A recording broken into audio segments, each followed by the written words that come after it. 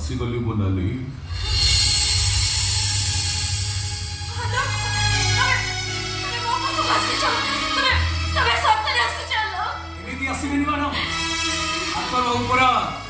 आपण को 10 वर्ष हलानी भल पाउछन्ती।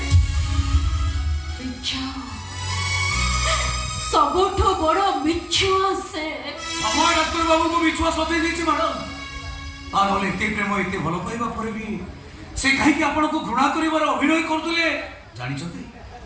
मु कहूछि सुनतु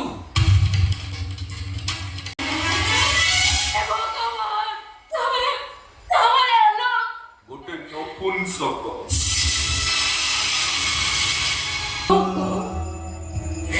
ए सब कथा तो तमे कोते कहि पारि त मुझे अनेक कहिछि बहुत बुझेछि ले से मोका जमा सुनि नहीं ओलटी से मते बुझे देले।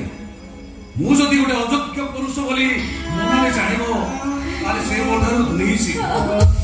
मु एबे भी कहूछि मु तुमको भलो पाए बहुत भलो पाए एते एते एते बेसी भलो पाए।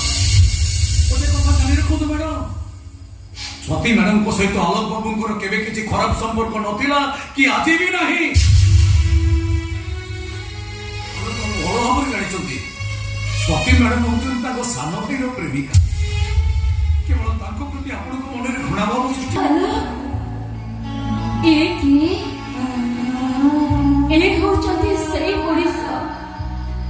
जहाँ मो तम पूर्व विवाह करते